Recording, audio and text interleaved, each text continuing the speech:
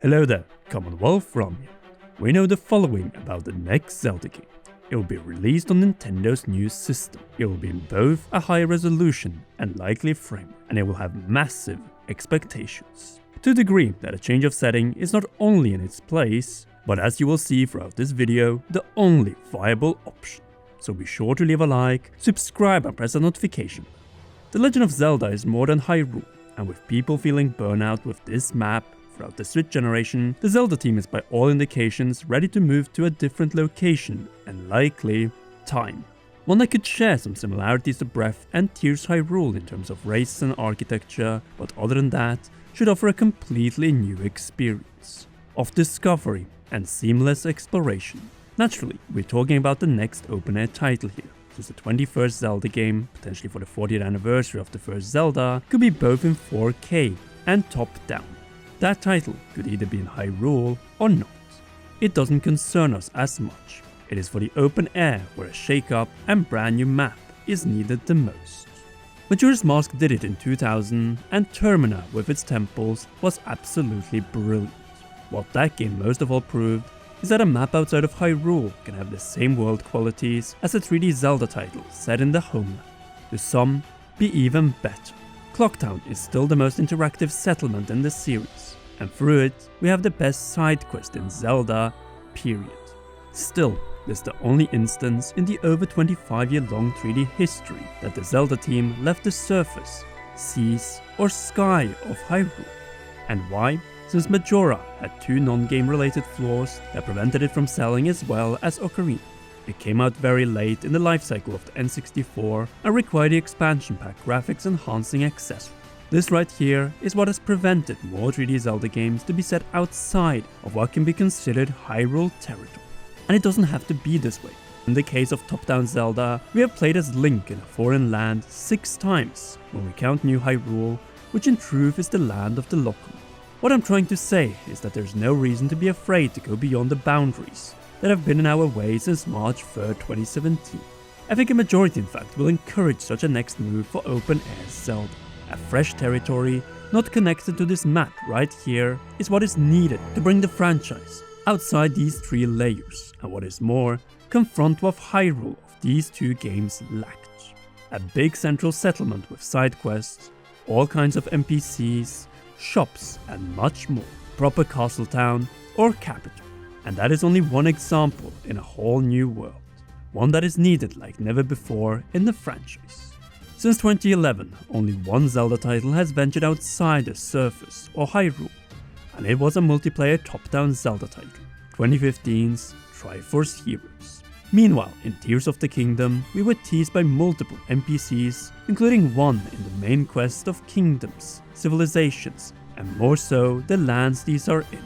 Yona is obvious as she's literally the royal from a different domain, stating straight out that yes, there's something at the end of that horizon or sea, and it might be even more awesome than ruined Hyrule. More often than not, visiting foreign lands enriches us and adds to our perspectives. The Witcher and Elder Scrolls franchises do this all the time, and still, these successive titles manage to sell more and be more beloved than the previous installments, so why shouldn't Zelda? Truth is that taking the hero out of Hyrule, but not Hyrule out of the hero, is the only way you can continue the story of this blue Link and Zelda, the most recognizable duo in the history of the franchise. And the only thing you need to do is send them, or at least Link, on an adventure outside of their kingdom. It would also be 100% in line with what prior games have done.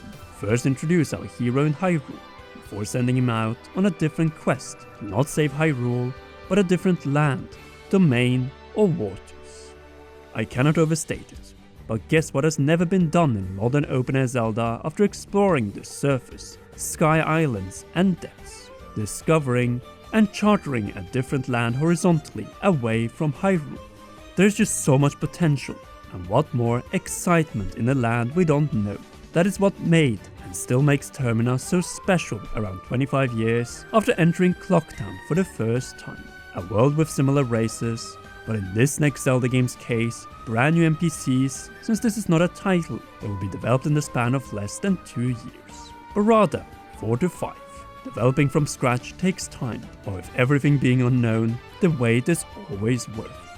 That is why exploring the Northern Realms with Ard Skellig plus Tucson in the final paid DLC was so special in The Witcher 3, or The Switcher, Skyrim in Elder Scrolls V, and most of Red Dead Redemption 2's brand new map, as in that game, the map of the previous game, Red Dead Redemption, was only reached in the late acts of the story. New places are always more exciting than what we already know. And the same applies for Open Air Zelda, only in this case, we have so far only covered Hyrule, no other land, and yes, revisiting Termina, Labrina, and Holodrum is an option, but why go back when we can expand to an unknown land? It is what this franchise needs after creating such a division with Tears, where so many people play Breath of the Wild beforehand and then lack motivation to push on through the same massive surface. Hero of the Wild's Hyrule's first-time magic can be replicated, but not in the same map and land. A third strike is out and could cause massive harm to the franchise. Then what could this new land be? A republic or city-state like Clocktown's Termina? In truth, it could just be a monarchy, so guess what we never truly interacted with across these two games after the open air opened up for us. Royalty NPCs, both in the case of King Roan and Princess Zelda.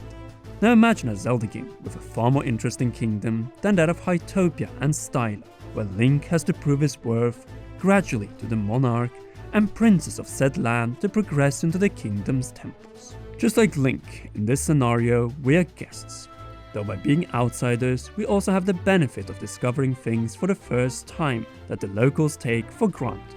You know, castles, palaces, cities, towns, villages, landscapes, mountains, rivers, lakes, seas, and so much more. From the perspective of the Zelda team, this game can simply be their takeoff when they travel away from Imperial Kyoto and Japan to say the US, like they did for Tears' launch and Game Awards presence, or more fittingly, visiting the kingdoms of northwestern Europe. Similar with monarchies, and what had a great emphasis in both Breath and Tears. Exploration of landscapes, different weapons, fashion from different corners of the land, and people inhabiting these, and general and local cuisine. Right here is the recipe and answer as to why the next Open Air Zelda game must be outside of Hyrule, addressing some of the greatest complaints found in Tears, namely the lack of new provinces, limited number of new weapons outside of Zonai, and fusing, even fewer brand new clothing options, and so much more, including enemies and a variety of these. Moving away from Hyrule grants us equal opportunities for the Zelda team to redefine what we think are enemies, what is a volcano province, and so on, a grand shake-up, and an entirely new world for us to explore. What we didn't get with Tears of the Kingdom, and did get with Breath of the Wild, but to a far greater degree, namely a game where everything is unknown to everyone playing, not only those who haven't played Ocarina of Time or Twilight Princess before. Indeed, this is how you make no one miss Hyrule. First make them tired of the land, and as we are fatigued, like now, give us something fresh to root for, all to make a future return to a different Hyrule so much better. This is how Open Air Zelda doesn't become stale, by constantly evolving and moving, since we need an open air break from Hyrule, now at least until the mid-2030s. That is the brutally honest truth which the Zelda team is also aware of. Just saying that a Zelda game set outside of Hyrule is our best chance to get just that. Not one, but multiple brand new races and civilizations. We don't need another Hyrule fantasy. We need a Legend of Zelda 3D and open air game that is different in many regards and which feels like a true first-time quest of discovery and exploration. In fact, I think the Zelda team agrees, as they appear to be done with this Hyrule and map to a degree where they lack motivation to develop any DLC. After all, they have worked with this map and these locations for way too many years and system generations at this point. And I think I will leave it at that. The Legend of Zelda, outside of the Kingdom of Hyrule on Nintendo Switch successor, in upscaled 4K docked, and launching around 2028. But what do you think? Sound off in the comment section down below. If you haven't already, then be sure to leave a like, subscribe and press the notification bell. Last but not least, a big thanks to you for watching to the end and to all our patreon.com/CommonRealm patrons. Special shoutouts go to raw producers Zach Johnson and JC Funk, and heroes Holly Wolf, Cheryl, Garrett Hoy, and Jeffrey Van Dries. You rock, and please enjoy one or both of these two awesome videos.